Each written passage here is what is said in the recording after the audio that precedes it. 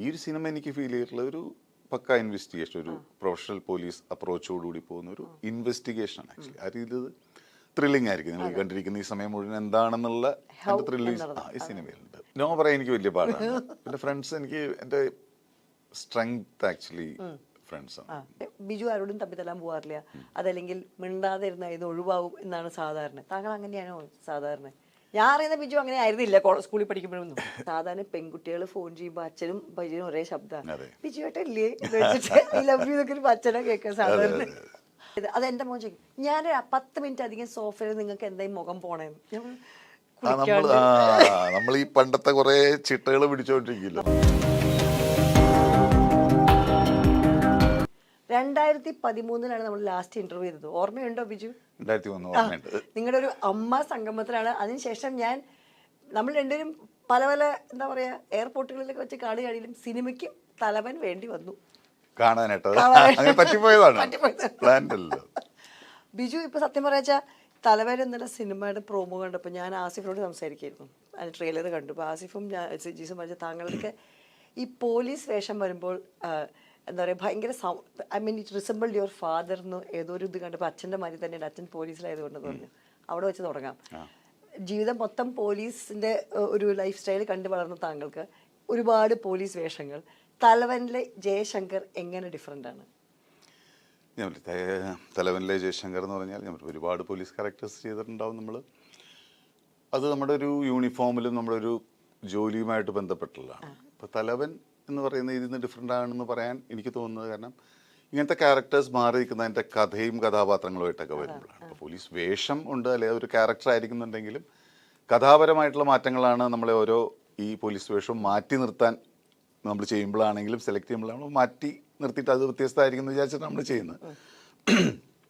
അപ്പോൾ ആ രീതിയിൽ തലവൻ കഥാപരമായിട്ടും എൻ്റെ കഥാപാത്ര ആ ഒരു സൃഷ്ടിയാണെങ്കിലും മൊത്തം ആ ഒരു സിനിമ പോകുന്നതും വേറെ ഞാൻ ഇതുവരെ ചെയ്യാത്ത രീതിയിലൊരു ഡിഫറെൻ്റ് ആയിട്ട് തോന്നിയതുകൊണ്ടാണ് തലവൻ എന്ന് സെലക്ട് ചെയ്തത്. ഈ ഹ്യൂമർ സെൻസ് താങ്കൾക്ക് പണ്ടും ഉണ്ടായിരുന്നു എനിക്കറിയാം. കാരണം ഞാൻ നാട്ടിൽ കണ്ട ബിജുമേനെ ഒരുപാട് നല്ല എന്താ പറയുക ഹ്യൂമർ ഉള്ള ആളാണ്. അപ്പോൾ ഈ സിനിമകളിലേക്ക് ഹ്യൂമർ വരാനായിട്ട് ഫോർ എക്സാമ്പിൾ ഓർഡിനറി ഒക്കെയാണ് താങ്കളെ പെട്ടെന്ന് എലിവേറ്റ് ചെയ്തത്. ഇവൻ കുഞ്ഞാടും അതെപ്പോഴാണ് മനസ്സിലായി എനിക്കിത് ചെയ്യാൻ പറ്റും, എന്തുകൊണ്ട് എനിക്ക് വന്നില്ല എന്നുള്ളത് നേരത്തെ? ഇത് ഞാൻ സിനിമയിൽ നമുക്ക് കിട്ടുന്നതെന്നുണ്ട്. ഇപ്പോൾ സാധാരണ ഒരാളൊരു ഹ്യൂമർ പറയുമ്പോൾ ആൾക്കാർ ചിരിക്കുന്നതും ഓൾറെഡി പ്രൂവൺ. ഇപ്പോൾ ഇന്നസെന്റ് ഏട്ടൻ ഒരു ഹ്യൂമർ പറയുമ്പോൾ ആൾക്കാർ ചിരിക്കാൻ റെഡിയും പ്രിപ്പയർഡുമാണ്. നമ്മുടെയൊക്കെ തുടക്കകാലത്തിൽ ആൾക്കാർക്ക് അറിയില്ല. അപ്പോൾ നമ്മൾ കൂടുതലും ചെയ്തു വന്നിട്ടുള്ള സീരിയസ് ജോണർ സിനിമകൾ. അപ്പോൾ ഇയാൾ തമാശയാണോ എന്താണോ എന്ന് തിരിച്ചറിയുമ്പോഴേക്കും അടുത്തൊരു ഷോട്ട് വരികയോ കാര്യം ചെയ്തിട്ട് പലതും ശ്രദ്ധിക്കാതെയും പോയിട്ടുണ്ട്. പിന്നെ അങ്ങനത്തെ ഹ്യൂമർ ടൈറ്റിൽ തന്നെ ഒരു ഹ്യൂമർ ഫീൽ ചെയ്യുന്ന സിനിമകളിൽ വരുമ്പോഴാണ് ആൾക്കാർ പ്രതീക്ഷിച്ചിരിക്കുക. ഇപ്പം നമ്മളിപ്പോൾ പേരിക്കൊണ്ട് കുഞ്ഞാടും ഈ ഓർഡിനറി ഇതൊക്കെ കഴിഞ്ഞതിന് ശേഷം നമ്മൾ വരുമ്പോൾ ചിലപ്പോൾ അത് ഹ്യൂമർ ആണോ എന്ന് രാവിലെ ഒരു പ്രിപ്പറേഷൻ ഉണ്ടെങ്കിൽ ഹ്യൂമർ ഈസിയാണ് ചെയ്യുക. അപ്പം ഞാൻ ചെയ്യുന്ന ലൈൻ ഓഫ് ഹ്യൂമർ ഇപ്പം എളുപ്പമാണോ താങ്കൾക്ക് ഹ്യൂമറിലേക്ക് വരുമ്പോൾ? നമ്മുടെ സബ്ജക്റ്റ് അനുസരിച്ചാണ് ഇതൊക്കെ എല്ലാം. നമ്മളല്ലാതെ നമുക്ക് കയ്യിൽ കുറേ ഹ്യൂമർ ഉണ്ടെന്ന് വെച്ചാൽ നമുക്ക് ഒരു സ്ഥലത്ത് വിടാൻ പറ്റില്ല. സബ്ജക്റ്റിൽ അതിനുള്ള ഓരോ സീൻസിലും അതിനുള്ള സ്കോപ്പ് ഉണ്ടെങ്കിൽ ഡെഫിനറ്റ്ലി അത് ഇംപ്രൂവൈസ്ഡ് ആവും. ഇതിലുണ്ടോ അങ്ങനെ തലവനിൽ എന്തെങ്കിലും ഹ്യൂമറിന്റെ ഇതുണ്ടോ? തലവനിൽ ചില അവസ്ഥകളൊക്കെ ആൾക്കാർ ഹ്യൂമർ, പക്ഷെ ഇത് അങ്ങനത്തെ ഒരു ഹ്യൂമർ സിനിമയല്ല. ജിസിന്റെ കൂടെ ആദ്യമായിട്ടല്ലേ? ജിസിനോട് പറയണ്ടായെന്ന് വെച്ചിട്ടുണ്ടെങ്കിൽ ആദ്യത്തെ ദിവസം തന്നെ എനിക്കൊരു കുറച്ച് കാലമായിട്ട് പരിചയമുള്ള മാതിരി ഉണ്ട്. അപ്പോൾ ഞാൻ പറഞ്ഞത് ഞങ്ങൾ തൃശ്ശൂർക്കാരൊരു പെട്ടെന്ന് അങ്ങോട്ട് ഇടപഴകും. ഞങ്ങൾക്ക് 10 കൊല്ലത്തെ പരിചയമുണ്ട്, പക്ഷെ കണ്ടിട്ടേ ഉണ്ടാവില്ല അങ്ങനത്തെ. ഇപ്പോൾ താങ്കൾക്ക് അങ്ങനെ ഇടപഴകുന്ന സമയത്ത് പെട്ടെന്നൊരു എന്താ പറയുക മിംഗ്ലിംഗ് ഉണ്ടല്ലോ ആദ്യത്തെ, എത്ര സമയം പിടിക്കുക സഭാകമ്പം മാറി കിട്ടാനും ഇതിലേക്ക് ഒഴുകി? അത് വലിയൊരു ഇനീഷ്യേറ്റീവാണ്. അത് വലിയൊരു ഇനീഷ്യേറ്റീവാണ്. കാരണം അത് നമ്മുടെ ഒരു പേഴ്സണൽ ആവശ്യം കൂടിയാണ്. കാരണം നമ്മൾ വേറൊരു സ്ഥലത്ത് നിന്ന് വേറെ പുതിയൊരു സെറ്റിലേക്ക് ചെല്ലുന്നു, ഫോണിലൊക്കെ സംസാരിച്ചിട്ടുള്ള ആൾക്കാർ നേരിട്ട് കാണുന്നു. ആ ടീമുമായിട്ട് മൊത്തം ഒന്ന് ജെല്ലായാൽ മാത്രമേ നമ്മൾ റിലാക്സ്ഡ് ആവില്ല. അപ്പോൾ നമുക്ക് മര്യാദ പ്രോപ്പറായിട്ട് ഇതും ചെയ്യാൻ പറ്റുള്ളൂ. അപ്പോൾ ആ രീതിയിൽ ഞാൻ മാക്സിമം നോർമലി ഞാൻ എല്ലാവരുമായിട്ട് ഭയങ്കരമായിട്ട് ജെല്ലാവുന്ന ഒരാളാണ്. ഇപ്പോൾ സെറ്റിൽ ചെന്ന് ഞാൻ കുറച്ചും കൂടെ ഫോഴ്സ്ഫുൾ ആയിട്ട് ഞാൻ അവരായിട്ട് മീറ്റ് ചെയ്യും, സംസാരിച്ച് ഒന്നും കൂടെ ഒന്ന് റിലാക്സ്ഡ് ആവാൻ വേണ്ടി അങ്ങനെ ഒരു ഇതുണ്ട്.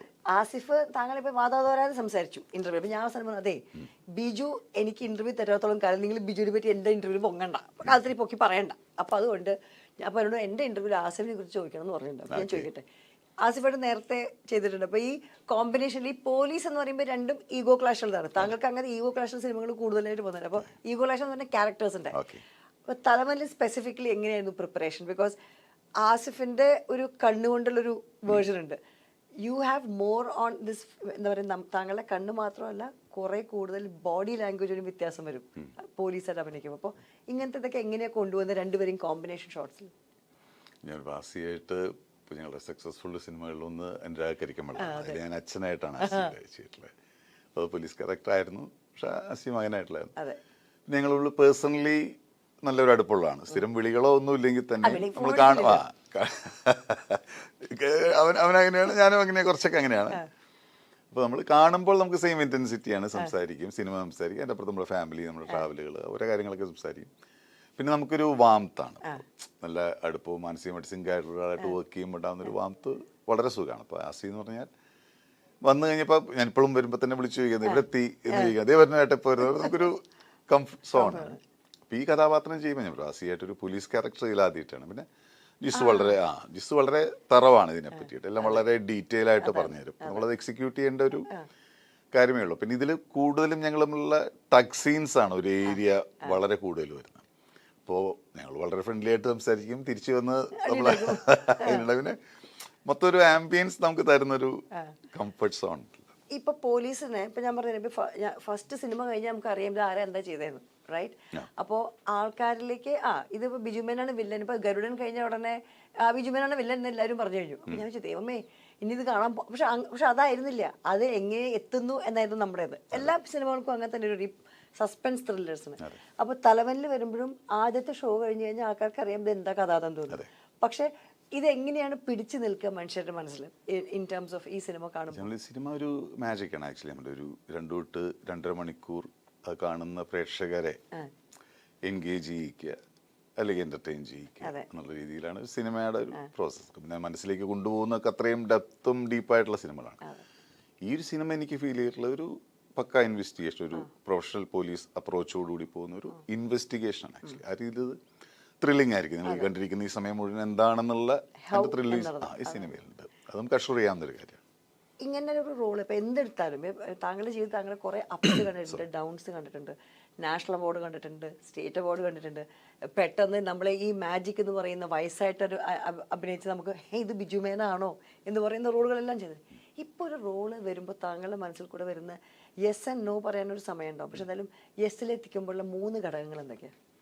യെസ്സിലെത്തിക്കാനുള്ളതാണോ യെസ് എന്ന് പറയാൻ നമുക്ക് എന്തെങ്കിലും പെർഫോം ചെയ്യാൻ, കാരണം ആൾക്കാർക്ക് ഒരു ബോറൊന്നും തോന്നിട്ട് കണ്ടിട്ട് ഇത് തന്നെ എല്ലാ പറ്റിയും ചെയ്തതെന്ന് തോന്നാത്ത രീതിയിൽ എന്തെങ്കിലും ഡിഫറൻസ് ഉണ്ടോ എന്ന് ചോദിക്കാൻ പറ്റും. ഇപ്പോൾ പോലീസ് ക്യാരക്ടേഴ്സ് ആണെങ്കിലും നമ്മൾ ആ ഡിഫറൻസ് അതിൽ ചെയ്യുന്നുണ്ട്. ഇപ്പോൾ ഈ സിനിമ ഞാൻ പറയുകയാണെങ്കിൽ ഇത് പക്ക എൻ്റെ സ്ട്രെങ്ത് എൻ്റെ കഥയും അതിൻ്റെ മേക്കിങ്ങുമാണ്. ഞങ്ങളുടെ ഒരു ഏരിയ അത് പെർഫോം ചെയ്യുക എന്നുള്ളതാണ്. അപ്പോൾ ആ രീതിയിൽ എനിക്ക് തോന്നുന്ന ആൾക്കാരെ വളരെ നന്നായിട്ട് എൻഗേജ് ചെയ്യിക്കുന്നതാണ്.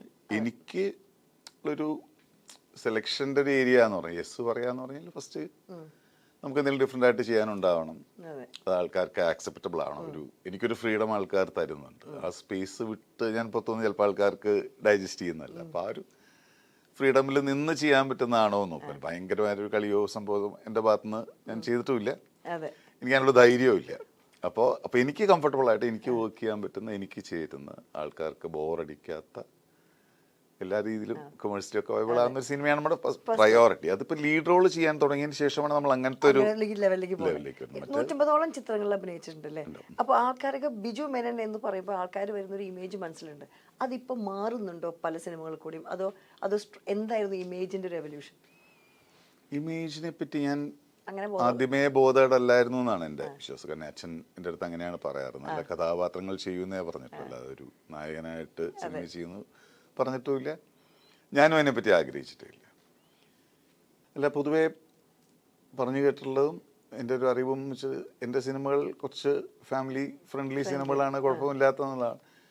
പിന്നെ ഞാൻ പറയാം, നമ്മളിപ്പോഴും ഒരേ ജോണർ ചെയ്തുകൊണ്ടിരിക്കുമ്പോൾ നമുക്കുണ്ടാകുന്ന ഒരു മടുപ്പുണ്ട്. പിന്നെ ഇപ്പോൾ ഗരുഡനിൽ ഒരു നെഗറ്റീവ് റോൾ ചെയ്യാൻ തന്നെ കാരണം എനിക്കും തോന്നിയ ഒരു മാറ്റം വേണമെന്ന് തോന്നിയിട്ടാണ് നമ്മൾ ചെയ്യുന്നത്. അപ്പോൾ ആ രീതിയിൽ മാറ്റങ്ങൾ ഉണ്ടാക്കാൻ നമ്മൾ മാക്സിമം ശ്രമിക്കും. കാരണം നമ്മൾ കാണുമ്പോൾ പ്രീ ജഡ്ജ് ചെയ്യുന്ന ആൾക്കാർ ഈ സിനിമ ഇതായിരിക്കും, ഹ്യൂമർ ആയിരിക്കും, അല്ലാതാണ് ജഡ്ജ്, അത് കൊണ്ടുപോകാൻ നമ്മൾ ശ്രമിക്കുന്നുണ്ട്. പിന്നെ ഇതെല്ലാം ഡിപ്പെൻസ് നമുക്ക് വരുന്ന കഥകളെ ഡിപ്പെൻഡ് ചെയ്തിരിക്കും. അപ്പൊ യെസ് പറയാൻ ഈ 3 ഘടകങ്ങളിൽ പെട്ടെന്ന് എത്തിക്കോളും അല്ലേ? അതാണ് ചെയ്യാണ്ടോ നോക്കുക. പക്ഷേ ജഡ്ജ്മെന്റ് തെറ്റുമ്പോൾ സിനിമ തുടങ്ങി കഴിയുമ്പോൾ നിങ്ങൾ ഇത് വിചാരിച്ച മാതിരി എല്ലാം നടക്കണേ എന്ന് വരുമ്പോൾ 2 ദിവസം കഴിഞ്ഞാൽ അറിയാൻ പറ്റും ഇതിന്റെ പോക്ക് എങ്ങനെയാന്ന്. അതെ. ഇടപെടാറുണ്ടോ അതോ മിണ്ടാതെ പണിയെടുത്ത് തിരിച്ചു പോകും? നമ്മളെ കൊണ്ട് പറയാൻ പറ്റുന്ന സെറ്റുകളും അങ്ങനത്തെ കംഫർട്ട് സോണുകളിലും നമ്മൾ അതിൻ്റെ ഡിസ്കഷൻസ് ഉണ്ടാവും, അതിൻ്റെ കുറവുകളും പ്രശ്നങ്ങളും നമ്മൾ പറയും. പറയാൻ പറ്റാത്ത സെറ്റുകളിൽ നമ്മൾ അതുമായിട്ട് മുമ്പോട്ട് പോകും. അത് വലിയ ബുദ്ധിമുട്ടല്ലേ? ബുദ്ധിമുട്ടാണ്. ചില സെറ്റുകൾ നമുക്ക് പറയാൻ പറ്റില്ല, ചില സെറ്റുകളിൽ വർക്ക് ആവില്ല എന്ന് നമുക്ക് മനസ്സിലാകുന്ന സെറ്റുകളുണ്ട്. അപ്പോൾ നമ്മൾ സ്വയം സന്തോഷിച്ച് അത്രയും ദിവസങ്ങൾ ഹാപ്പി ആയിട്ട് പോവാന്നല്ലാതെ എന്തായാലും പെട്ടുപോയി എന്ന് പറയില്ലേ, അങ്ങനെയുണ്ട്. ഹാപ്പി എന്ന വാക്കിലാണ്. ആസിഫ് താങ്കളെ പറ്റി പറഞ്ഞിട്ടുണ്ടെങ്കിൽ താങ്കൾക്ക് ഒരുപാട് ഫ്രണ്ട്സ് ഉണ്ട്. റൂമിൽ വന്ന താങ്കളെ കാണണമെങ്കിൽ ഓരോ ആൾക്കാരും മൂടി പൊതിച്ച് കിടക്കുന്നുണ്ടാവും, പല പല കട്ടിലുകളിലും സോഫകളിലൊക്കെ. ഈ ഒരു ഫ്രണ്ട്സ് പണ്ടും ഉണ്ടായിരുന്നു ബിജുവിന്, എങ്ങനെയായിരുന്നു? അത് നോ എന്ന് പറയില്ല ആരോടും? നോ പറയാൻ എനിക്ക് വലിയ പാടാണ്. പിന്നെ ഫ്രണ്ട്സ് എനിക്ക് എൻ്റെ സ്ട്രെങ്ത് ആക്ച്വലി ഫ്രണ്ട്സാണ്. ഫാമിലി എല്ലാം നമുക്ക് സപ്പോർട്ട് ഉണ്ടെങ്കിലും നമ്മുടെ ഒരുപാട് കാര്യങ്ങൾ നമുക്ക് മുമ്പോട്ട് പോകാനും നമ്മളെ സപ്പോർട്ട് ചെയ്യുന്നതും നമുക്ക് എനിക്ക് റിലാക്സേഷൻ. ഇപ്പം വീട്ടുകാർക്ക് എപ്പോഴും നമ്മളിപ്പം ഷൂട്ടിന് വന്ന് നിൽക്കാൻ പറ്റില്ല, ഇവരൊക്കെ വരും, അവരാരെങ്കിലൊക്കെ വിളിച്ചെത്തിയാലേ എനിക്കൊരു കംഫർട്ട് സോൺ ഉണ്ടാവുള്ളൂ. കാരണം നമ്മൾ എവേ ഫ്രം ഹോം അല്ലേ എപ്പോഴും, ആ ഒരു മൂഡ് ഓഫ് ഉണ്ടാവും. ഒന്നൊന്നല്ല 10-12 ആളുണ്ടെന്നാ അത് ഈ സാറ്റർഡേ സൺഡേസ് എല്ലാവരും പ്ലാൻ ചെയ്ത് വരുന്ന ഒരുമിച്ച് ആ ഒരു ദിവസത്തെ പറ്റിയാവും പറയുന്നത്. സിനിമയിലെ ഫ്രണ്ട്സ് ആണോ അതോ പല ഭാഗത്തു നിന്നുള്ള? സിനിമയിലുള്ളതല്ല, എല്ലാം പഠിച്ചവരും അല്ലാത്തായിട്ടുള്ള സുഹൃത്തുക്കൾ. അപ്പൊ അങ്ങനെ നടക്കുമ്പോ ആസിഫിനെ താങ്കൾ വിളിച്ചത് കുഞ്ഞു ചെറുക്ക എന്താ ചെയ്യണേന്ന് വെച്ചു, നിങ്ങളെ തപ്പി വന്നതാണ്. അപ്പൊ ഈ താങ്കളുടെ സംഭാഷണം സിനിമകൾ തന്നെയാണോ ഇങ്ങനത്തെ ഫ്രണ്ട്സിന്റെ കൂടെ ഇരിക്കും? വെച്ചെങ്കിൽ 4 AM ഫ്രണ്ട്സ് എന്ന് പറയുന്ന ആൾക്കാരായിരിക്കും ഇവരൊക്കെ. സോ ഇവരിൽ നിന്നും പ്രതീക്ഷിക്കുന്നതാണ്. കാരണം ഒരു സിനിമ കണ്ടാൽ ചിലപ്പോൾ അവര് മഹാ ബോറായിട്ടെന്ന് പറയാം, ചിലപ്പോൾ അവർ ഗംഭീരായിട്ടെന്ന് പറയാം. ഇങ്ങനെ മൂത്തോക്കി പറയോ? ഈ അങ്ങനെ ആക്സസ് ഉള്ളവരെ എന്റെ ഫ്രണ്ട്സ് ഉള്ളു എന്റെ കയ്യിലുള്ളവർ. കാരണം എന്തും പറയാവുന്ന അപ്ലൈ എന്താ നമുക്ക് നമ്മളുടെ ഒരു പ്രോബ്ലം നമുക്ക് എന്താ സംഭവിക്കണേ നമുക്കറിയുള്ളൂ. ഒരു സിനിമ ഹിറ്റാണെന്ന് ഇപ്പോൾ ഇറങ്ങി 2-ാം ദിവസം ഹിറ്റാണെന്ന് വിശ്വസിച്ച് പോകുന്ന ഒരുപാട് പേരുണ്ട്. നമുക്കൊക്കെ ഇവർ കറക്റ്റായിട്ട് ഭയങ്കര മോശമാണ്, ഭയങ്കര ബോറായെന്ന് പറയും, നല്ലതാണെങ്കിൽ നല്ല എന്ന് പറയും, നന്നായി വളിപ്പാണെന്ന് ഒക്കെ കറക്റ്റ് ഫീഡ്ബാക്കാണ്. ആൾക്കാർ പറയുന്ന ഫീഡ്ബാക്കാണ്, നമ്മളത് ആക്സെപ്റ്റ് ചെയ്യുകയും അത് കറക്റ്റ് ചെയ്യാൻ നോക്കുകയെന്ന്. അപ്പം നമുക്ക് അത്രയും കറക്റ്റ് ഫീഡ്ബാക്ക് തരണമെങ്കിൽ നമ്മൾ അത്രയും നല്ല ഫ്രണ്ട്സ് ആയിരിക്കും. അപ്പം അത്രയും നല്ല ഫ്രണ്ട്സിനെ എപ്പോഴും ഞാൻ കൊണ്ടുനടക്കാം. നമ്മുടെ ഒരുപാട് കുറവുകളുണ്ടാവും എനിക്ക്. അപ്പം അത് അവരെ കൂടെ കറക്റ്റ് ചെയ്ത് മറിഞ്ഞ് തിരിച്ചറിഞ്ഞ് മാക്സിമം നീറ്റായിട്ട് പോകാൻ ഫ്രണ്ട്സ് അയക്കാറുണ്ട്. സംയുക്തയുടെ കൂടെ എത്ര കാര്യം കാണണം കഴിഞ്ഞിട്ട്?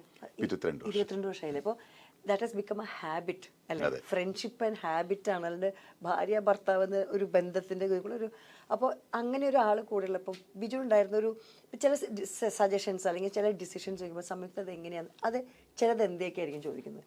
അങ്ങനത്തെ സജഷൻസ് ഉണ്ടെങ്കിൽ ലൈഫിൽ ചോദിക്കാറുണ്ടെങ്കിൽ. സംയുക്ത ഇപ്പം എന്നേക്കാൾ കൂടുതൽ ധാരാളം സിനിമകൾ കാണുന്നതും വായിക്കുകയൊക്കെ ചെയ്യുന്നു. അപ്പോൾ സംയുക്തയുടെ വാക്കുകൾക്ക് ഞാൻ എൻ്റെ ആയിട്ടുള്ള ഒരു വില കൽപ്പിക്കാറുണ്ട്. സിനിമയുമായി ബന്ധപ്പെട്ട കാര്യങ്ങളൊക്കെ പറ്റി സംസാരിക്കുമ്പോൾ അപ്പോൾ ചിലത് ബോറടിച്ചു തുടങ്ങി വിജയൻ അവരെ രീതിയിൽ കണ്ടിട്ട് എന്തെങ്കിലും മാറ്റി ചെയ്യും, അങ്ങനത്തെ കാര്യങ്ങൾ ഞങ്ങളുടെ പേഴ്സണൽ ഡിസ്കഷൻസ് ഉണ്ടാവും. അത് ഗുണം ചെയ്യുന്നുണ്ടാവും. ഞാൻ പറയും ചിലത് നമുക്ക് നീ പറയുന്ന മാതിരി ചെയ്യാൻ പറ്റില്ല. ചില സിനിമ എന്ത് പെട്ടെന്ന് ഈ ട്രെൻഡുകൾ മാറുന്നതാണ് സിനിമ. അപ്പം നമ്മളിപ്പോൾ ഒരു 2-3 സിനിമ പ്ലാൻ ചെയ്ത് വെച്ചു, അപ്പോൾ ആ സമയത്ത് അതിന് മുമ്പ് റിലീസായിട്ടുള്ള 2-3 സിനിമകൾ ഇഷ്ടപ്പെട്ട് അങ്ങനെ ഒരു ട്രെൻഡ് ഉണ്ടാവും സിനിമയിൽ. അപ്പോൾ ആ സമയത്ത് നമ്മൾ ചിലപ്പോൾ ഔട്ട്ഡേറ്റഡ് സാധനമായിട്ടായിരിക്കും നമ്മൾ കിട്ടുക. അപ്പോൾ നമുക്കിത് ഷഫിൾ ചെയ്യേണ്ടി വരും, അപ്പോൾ നമ്മൾ കൺഫ്യൂസ്ഡ് ആയിരിക്കും. അങ്ങനത്തെ ഒരുപാട് സാധനങ്ങൾ വരുമ്പോൾ ഇവരോട് സംസാരിക്കുമ്പോൾ സംയുക്തനടുത്ത് പറയുക ആ ഒരു സക്സസ് മാത്രം നോക്കരുത്, ബിജുവിൻ്റെ ഒരു കരിയറിൽ ഉണ്ടാവുന്ന മാറ്റങ്ങൾ എന്ന് പറയില്ല, അത് ശ്രദ്ധിക്കണം എപ്പോഴും. കാരണം ആൾക്കാരെ അതാണല്ലോ നമ്മുടെ മുമ്പോട്ടുള്ള യാത്രയ്ക്ക് സപ്പോർട്ട് ആൾക്കാരല്ലേ. അപ്പോൾ ആൾക്കാരെ ബോറടിപ്പിക്കുക, അവരെ പരീക്ഷിക്കാനും നിൽക്കാത്ത കാര്യങ്ങൾ ചെയ്യാന്ന് പറഞ്ഞിട്ട്. സത്യം പറഞ്ഞാൽ ചില സമയത്ത് ഈ ബിജു ആരോടും തമ്മിത്തല്ലി അടിയുണ്ടാക്കി ഇതൊന്നും ഞാൻ കേട്ടിട്ടില്ല. അത് വെച്ചെങ്കിൽ ഞാൻ പറഞ്ഞ സ്കാൻഡൽ അല്ല ഞാൻ ഉദ്ദേശിക്കുന്നത്, പക്ഷേ ബിജു ആരോടും തമ്മിത്തല്ലാൻ പോകാറില്ല, അതല്ലെങ്കിൽ മിണ്ടാതെ ഇരുന്ന ഇത് ഒഴിവാകും എന്നാണ് സാധാരണ. താങ്കൾ അങ്ങനെയാണോ സാധാരണ? ഞാൻ അറിയുന്ന ബിജു അങ്ങനെ ആയിരുന്നില്ല സ്കൂളിൽ പഠിക്കുമ്പോഴൊന്നും. ഓരോ ഏജിനനുസരിച്ച് നമുക്ക് മാറ്റങ്ങൾ വരില്ലേ. ഞാൻ 2 അടി കൊടുക്കണം തോന്നി അടി കൊടുത്തിട്ടേ അടങ്ങും. അങ്ങനത്തെ ഒക്കെ ഒരു കാലമുണ്ട്, ഓരോ നമുക്ക് മാറ്റമുണ്ട്. നമ്മൾ പ്രീ ഡിഗ്രി പണ്ടത്തെ കാലങ്ങളിൽ അത് നമ്മള് മെച്യൂരിറ്റിയും ഏജും ഒക്കെ നമുക്കൊരു ഇരുത്തം വരുത്തുക എന്ന് പറയില്ലേ. പല കാര്യങ്ങളും നമ്മൾ തിരിക്കുന്നത് തെറ്റായിരിക്കും, നമ്മളത് കറക്റ്റ് ചെയ്ത് പോവുക. പിന്നെ നമ്മളെ കൊണ്ട് പറ്റാൻ കഴിയാത്തത് നമ്മൾ കൂടുതൽ കറക്റ്റ് ചെയ്യാൻ പോവാതിരിക്കുക. പാരന്റിങ് സ്വന്തം അച്ഛനായിട്ട് ഞങ്ങൾ ഭയങ്കര ഫ്രണ്ട്സ് ആയിരുന്നു. എനിക്കിപ്പോഴും ഞാൻ പണ്ട് ആദ്യം ബിജുവിനെ ഇന്റർവ്യൂ ചെയ്തപ്പോൾ ബിജു ഒരു കാര്യം, അതൊന്നും ടെലിഫോണിൽ കൂടെ ആയിരുന്നു. അപ്പോൾ FTQ ഒരു 25 കൊല്ലം മുമ്പ്. അപ്പോൾ പറഞ്ഞു സാധാരണ പെൺകുട്ടികൾ ഫോൺ ചെയ്യുമ്പോൾ അച്ഛനും ബിജുവിനും ഒരേ ശബ്ദമാണ്, ബിജുവേട്ടല്ലേ ഐ ലവ് യു എന്നൊക്കെ ഒരു അച്ഛനെ കേൾക്കാൻ സാധാരണ. അപ്പൊ അതിൽ നിന്നും ഇപ്പൊ താങ്കളൊരു അച്ഛനാണ്. അപ്പൊ താങ്കളുടെ പാരന്റിങ് വിത്ത് യുവർ സൺ എങ്ങനെയാണ് ആസ് എ ഫാദർ? ഞാൻ അവന് ഭയങ്കര ഫ്രീഡം ഫ്രീഡം. അപ്പൊ എനിക്ക് എവിടെയൊക്കെ റെസ്ട്രിക്ഷൻസ് ഓൻ എന്താ ഉണ്ടായിരുന്നു. അവനിപ്പോ +2 കഴിഞ്ഞു. നല്ല പൊക്കണ്ട്. പൊക്കണ്ട്. എന്റെ അമ്മ കണ്ടിട്ടു നല്ല പൊക്കണ്ട്. നല്ല പൊക്കം വെച്ചു. അപ്പൊ നോർമലി ഇപ്പൊ എനിക്കുണ്ടായിരുന്ന, ഞാൻ വളർന്ന സാഹചര്യത്തിൽ എനിക്കുണ്ടായിരുന്ന കുറവുകളും എനിക്കുണ്ടായിരുന്ന റെസ്ട്രിക്ഷൻസ് വെച്ചാൽ അതൊന്നും റെസ്ട്രിക്ഷൻ എന്തായിരുന്നു? അന്നൊക്കെ നമുക്ക് അച്ഛന് ഈ ഭക്ഷണം ഒരുമിച്ച് കഴിക്കണം എന്നുള്ളത് വലിയ നിർബന്ധം. അത് നിങ്ങൾക്ക് പറ്റില്ലേ? അപ്പോൾ രാത്രി 9 മണിക്ക് ഭക്ഷണം ഒരുമിച്ച് കഴിക്കണം, ഉച്ചയ്ക്ക് ഊണ് ഒരുമിച്ച് കഴിക്കണം. അപ്പോൾ സിനിമയിലൊക്കെ വന്നതിന് ശേഷവും അതിന് മുമ്പ് ഈ 9 മണി നമുക്കൊരു മുമ്പും അതെ ഒരു 9 മണി ഒരു ബാധ്യതയാണ്. അപ്പോൾ നമ്മൾ ഏതെങ്കിലും ഫംഗ്ഷനോ ഒരു കാര്യം 9 മണിക്ക് എത്തിയില്ലെങ്കിൽ അച്ഛൻ്റെ മുഖം മാറും എന്നുവെച്ചാൽ 9 അതൊരു ബാധ്യതയാണ്. അപ്പോൾ ഞാൻ അങ്ങനത്തെ അത് മാത്രമല്ല അങ്ങനത്തെ കുറേ റെസ്ട്രിക്ഷൻസ് ഉണ്ടായിരുന്നു നമ്മുടെ അന്നത്തെ ലൈഫിൽ. അത് പിന്നെ ഉണ്ടാവരുത് ടോട്ടലി ഫ്രീ ആയിട്ട്. ഒന്നിനും ഞാൻ ഫോഴ്സ് ചെയ്യാറില്ല. പഠിക്കാൻ പോലും ഞാൻ പറയാറില്ല, കളിച്ചോന്നേ ചോദിക്കാറുള്ളൂ. ഇഷ്ടമുള്ളതെല്ലാം പറ്റുന്ന രീതിയിൽ കൂടെ ഉണ്ടാവുക എന്ന് വെച്ചാൽ എൻ്റെ ഒരു പ്രൊഫഷനുമായിട്ട് എനിക്ക് അധികം പറ്റിയിട്ടില്ല. സംയുക്ത ഹാൻഡിൽ ചെയ്യേണ്ട ഏരിയയാണ്. റെസ്ട്രിക്ഷൻസ് ഇല്ലാതെ മാക്സിമം ഒരു ഫ്രണ്ടായിട്ട് കൊണ്ടു നടക്കാൻ നോക്കുന്നുണ്ട്. പക്ഷെ ഇപ്പോൾ അവർ ഭയങ്കര കുഴപ്പം പിടിച്ചിട്ട് ഏജിലാണ്. ഒന്നും പറയാൻ പറ്റാത്ത ഏജാണ്. ഇപ്പൊ തിരിച്ച് സംസാരിക്കാൻ തുടങ്ങി, ആർഗ്യ ചെയ്യാൻ തുടങ്ങി, അവനെ കൺവിൻസ് ചെയ്യണം. അച്ഛനൊന്നും അറിയില്ലേ? ഒരുപാട് കേൾക്കണം. അവർ പറയും നമ്മൾ കേൾക്കുക, നമുക്ക് ശരിക്കും ഉള്ളിൽ ചിരിക്കാം. ഇനിയിപ്പോ കുഴിയിൽ വീഴരുന്നേ പറയാൻ പറ്റുള്ളൂ. പറഞ്ഞു കൊടുക്കാം. അമ്മയായിട്ട് ഭയങ്കര ഫ്രണ്ട്ലിയാണ്. ഇപ്പൊ അമ്മയ്ക്കുള്ള ടെൻഷൻ അല്ലേ ഇനിയിപ്പോ ഞാൻ പറഞ്ഞ കേൾക്കാണ്ട് അവൻ തർക്കുത്തരം പറഞ്ഞു തുടങ്ങി എന്നൊക്കെ പറയുമ്പോൾ പറയും അത് ഈ ഏജിന്റെ ആണ്, നമുക്ക് എല്ലാവർക്കും ഉള്ളതാണ്. അതെ, 5 മിനിറ്റ് അധികം. അത് എന്റെ മോൻ ചോദിക്കും, ഞാൻ 10 മിനിറ്റ് അധികം സോഫയിൽ നിങ്ങൾക്ക് എന്തായാലും മുഖം പോണേന്ന്. നമ്മൾ ഈ പണ്ടത്തെ കുറെ ചിട്ടകൾ പിടിച്ചോണ്ടിരിക്കില്ല. നമ്മൾ കുറച്ച് മാടമ്പികളും കുറെ കണ്ട് അവരുടെ ശീലമാണ്, ഒന്നും മാറ്റാൻ പറ്റില്ല. സിനിമ കണ്ടിട്ടുള്ള അഭിപ്രായങ്ങളുണ്ടോ? സിനിമ കാണും. അവനങ്ങനെ കാര്യമായിട്ട് നന്നായി ഇല്ല എന്നൊക്കെ പറയും. സാധാരണ തൃശ്ശൂര് പോയി കഴിഞ്ഞാൽ എങ്ങനെയാ സമയം കഴിച്ച്? ഇപ്പൊ താങ്കൾക്ക് പണ്ടൊക്കെയാണ് നമുക്കൊന്ന് ഇറങ്ങി നടക്കാം, ഇപ്പൊ അത് പറ്റില്ലല്ലോ. സെൽഫി കാരൻ താങ്കൾക്ക് ഒരു കാര്യത്തേക്ക് എത്താൻ പറ്റില്ല. തൃശ്ശൂര് വലിയ കുഴപ്പമില്ല. തൃശ്ശൂരെല്ലാം നമ്മൾ പഠിക്കുമ്പോൾ സാധാരണ പണ്ട് കഴിക്കാൻ പോകുന്ന ഭക്ഷണം ഇഷ്ടമുള്ള സ്ഥലമാണ്. ഇപ്പോഴും ഇടയ്ക്ക് പോകാറുണ്ടോ? അത് ഏത് സ്ഥലമാണ്? പണ്ടൊക്കെ ഭാരത് ഹോട്ടലിൽ പോയി കഴിക്കും. ഭാരത് ഹോട്ടലിൽ ഇപ്പൊ പോകാറുണ്ട്? പറ്റില്ല, ഭയങ്കര തിരക്കാണ്. പക്ഷെ അകത്തിന് പുറത്തു പോയി ഭക്ഷണം കഴിക്കുക, അല്ലെങ്കിൽ ഒരു വടക്കുന്നാഥൻ പാറവേക്കാവ് യാത്രയൊന്നും ഇല്ല. വടക്കുന്നാഥനൊക്കെ ഞാൻ പോയിട്ട് കുറേയായി. പക്ഷെ എനിക്ക് ഇഷ്ടമുള്ളൊരു സ്ഥലമാണ്. പൂരം മിസ് ചെയ്യോ? പൂരൊക്കെ മിസ് ചെയ്യും. പൂരൊന്നും പോകാൻ പറ്റില്ല, ഭയങ്കര തിരക്കും ബഹളമല്ലേ. അത്രയും കൂടാണ്. അങ്ങനത്തെയൊക്കെ മിസ് ചെയ്യുന്നുണ്ട്. പക്ഷെ ഇപ്പൊ എല്ലാം ടിവിയിലും ഇതിലൊക്കെ കാണാം. പാലക്കാട് ഭാഷ സിനിമ ചെയ്തു, തൃശ്ശൂർ ഭാഷ സിനിമ ചെയ്യണ്ടയോ? തൃശ്ശൂർ ഭാഷ ചെയ്തത് വളരെ കുറവല്ലേ? ചെയ്തിട്ടുണ്ട്, ശ്രദ്ധിക്കപ്പെടാതെ പോയിട്ടുണ്ട്. പക്ഷെ നമ്മള് തങ്കം എന്ന സിനിമയിൽ തമിഴ് സിനിമ ചെയ്തോണ്ടിരിക്കാന്ന് പറഞ്ഞു. ഇപ്പൊ തമിഴ് സിനിമ അപ്പൊ അത് ആദ്യത്തെ അല്ലല്ലോ തമിഴ് സിനിമ? അല്ല, ഇതെന്റെ 12ാമത്തെ സിനിമയല്ലേ? 12 തമിഴ് സിനിമകൾ ചെയ്തു അന്നത്തെ കുറെ വർഷം. ഞാൻ എപ്പോഴും ബിജുനോട് ചോദിക്കുന്ന ഒരു ചോദ്യം വെച്ചെങ്കിൽ, ഗരുഡനിൽ ചില ഡയലോഗുകളൊക്കെ നമുക്ക് ശരിക്കും പറഞ്ഞാൽ കുറച്ച് ഷോക്കിംഗ് ആയിരുന്നു. അതായത് ബിജുവിൽ നിന്ന് അത് കേൾക്കുമ്പോൾ. അപ്പോൾ അവനോനത് കുറച്ചെങ്കിലും പ്രശ്നം ഉണ്ടായിരുന്നു, അത് ഡബ് ചെയ്യുമ്പോഴും ഒക്കെ അങ്ങനെ പറയുന്ന ചില. ബിക്കോസ് ആ കൊല്ലലും ആ റേപ്പിസ്റ്റിന്റെ ആ ഒരു ഡയലോഗ്സും പറയുമ്പോൾ അൺകംഫർട്ടബിൾ ഉണ്ടായിരുന്നു. അത് നമ്മൾ അറിയില്ല രേഖ. നമ്മളത് ആ സമയത്ത് നമ്മളത് ശ്രദ്ധിക്കില്ല. ആക്ച്വലി അത് സിനിമ ചെയ്യുന്നതിന് മുമ്പ് വായിക്കുമ്പോൾ നമുക്ക് എന്തെങ്കിലും കുഴപ്പം തോന്നുന്നത് പറയും. അത് ആൾക്കാർക്ക് അരോചകമായിരിക്കും എന്നുള്ള നമ്മൾ ഡിസ്കഷൻ ഉണ്ടാവും. അരോചകമായിരുന്നില്ല എനിക്കൊക്കെ. കേട്ടപ്പോൾ ഒരു ഷോക്ക് എന്ന് പറഞ്ഞാൽ സിനിമയുടെ ആവശ്യം ഞാൻ അതിൽ ചെയ്യാൻ പാടില്ല ഞാൻ പറയില്ല. പക്ഷെ പലരും പറഞ്ഞു അത് ആ ഒരു കൊലപാതകത്തിന്റെ കൂടെ വരുന്ന ഡയലോഗ് ആയതുകൊണ്ട് താങ്കൾ പക്ഷെ നന്നായി പറയണ്ട, അങ്ങനെ കണ്ണും ഒക്കെ മാറ്റി അതാ സീൻ ഡിമാൻഡ് ചെയ്യുന്ന സിനിമ ഡിമാൻഡ് ചെയ്യും. നമ്മൾ ആക്സെപ്റ്റ് ചെയ്ത് കഴിഞ്ഞാൽ പിന്നെ അതിനോട് നീതി പുലർത്തുക എന്നുള്ളതാണ് എന്റെ. അത് കംപ്ലീറ്റ് നീതി പുലർത്തിയില്ല. കാരണം ആ ഡയലോഗ് എന്റെ മനസ്സിൽ ഒരു 5-6 ദിവസം നിന്നു. ഇപ്പൊ തന്നെ ഞാൻ ചോദിക്കുന്നു. അപ്പൊ അത് ദാറ്റ് വർക്ക്ഡ് വെൽ. അതെ. അപ്പൊ തലവൻ എന്ന് പറയുന്ന സിനിമ ആൾക്കാരിലേക്ക് എത്തുമ്പോൾ എന്താണ് താങ്കൾക്ക് പറയാനുള്ളത്? It's my last question. തലവൻ ഞാൻ നേരത്തെ പറഞ്ഞ പോലെ ഒരു 2-2.5 മണിക്കൂർ ആൾക്കാർ വളരെ എൻഗേജ്ഡ് ആയിട്ട് ഇരിക്കാവുന്ന ഒരു നല്ലൊരു ഇൻവെസ്റ്റിഗേഷൻ സിനിമ തന്നെയാണ്. നല്ലൊരു കഥയും കഥാപാത്രങ്ങളും നല്ല സിറ്റുവേഷൻസും ഫുൾ ടൈം നമ്മൾ ഓണായിരിക്കുക എന്ന് പറയുന്നത്. ഇൻവെസ്റ്റിഗേഷൻ്റെ ഒരു പേസ് ഫുൾ ടൈം നമ്മൾ ഓണായിരിക്കും. അടുത്ത എന്താണെന്ന് അറിയാനുള്ള ഒരു ആകാംക്ഷയോടുകൂടി വളരെ ബ്യൂട്ടിഫുൾ ആയിട്ട് പിക്ചറൈസ് ചെയ്യുന്നത് നമ്മുടെ സൈഡിലെ എഫേർട്ട് നമ്മളെ കൊണ്ട് ചെയ്യാവുന്ന മാക്സിമം ചെയ്തിട്ടുണ്ട്. Jaishankar signing off. ഞാനും എല്ലാവരും ഒരുപാട് പേരുണ്ട്. അതെ, എല്ലാവരും എത്രയോ ആൾക്കാർ, ദിലീഷ്, എല്ലാവരും ഞാൻ കണ്ടു. എനിക്ക് തോന്നി സാധാരണ ബിജുവിനോട് ഞാനൊരു ഇന്റർവ്യൂ ചോദിക്കുമ്പോൾ ചെയ്യാൻ രേഖ തലവൻ എനിക്ക് ചെയ്യണം എന്ന് ആഗ്രഹമുണ്ടെന്ന് പറയുന്ന ഒരു സിനിമയായിരുന്നു. അപ്പൊ എനിക്ക് നല്ലോണം പ്രതീക്ഷയുണ്ട് അതിൽ. And thank you so much. എത്രയോ കാലമായിട്ട് 11 കൊല്ലമായി പിന്നാലെ നടക്കുന്നു. ഈശ്വര, താങ്ക് യു. Thank you. അങ്ങനെ ഞങ്ങളുടെ തൃശ്ശൂർക്കാരുടെ സമ്മാനം ഇവിടെ അവസാനിക്കുന്നു. Thank you.